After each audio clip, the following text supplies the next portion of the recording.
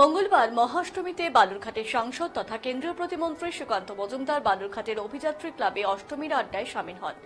School কলেজের ছাত্রছাত্রী থেকে সাধারণ দর্শনার্থীদের সাথে কথা বলেন সুকান্ত মজুমদার।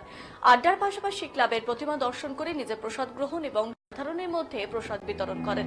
এদিন সুকান্ত মজুমদার পুজোর মেজাজে বর্তমান প্রজন্মের সাথে খোলামেলা গল্প আলোচনা করেন।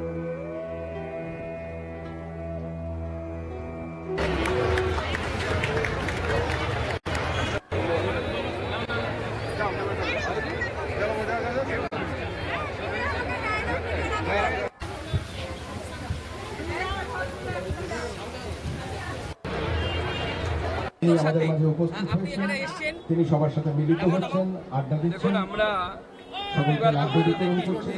অষ্টমীর দিন অঞ্জলির পর অভিযাত্রী মাঠে, যেহেতু এখানে জায়গাটা অনেকটা বড়, এখানে প্রচুর জেন জি বলে যাদেরকে আমরা চিনি, অর্থাৎ ইয়াং জেনারেশন, তারা এখানে আসে, তারা এখানে আড্ডা মারে, তারা সময় কাটায়। তো তাদের সাথে দেখা করা, তাদের সাথে কুশল বিনিময় করা, অষ্টমীর শুভেচ্ছা জানানো তাদেরকে, এই চিন্তা ভাবনা অনেকদিন থেকে ছিল। অভিযাত্রী ক্লাবকে আমি ধন্যবাদ জানাবো, তারা অগ্রসর হয়ে সেই বিষয়টি মাথায় রেখে কিছুটা আমাদেরকে বলেছিলেন এবং আমরাও এগিয়েছি এবং আমরা ঠিক করেছিলাম যে আজকে এই দিনটি এদের সাথে কাটাবো। এদের থিঙ্কিং আলাদা, এদের চিন্তা ভাবনা আলাদা, স্বাভাবিক এটা। তো আজকে সেই জন্য আমরা এখানে এসেছি এবং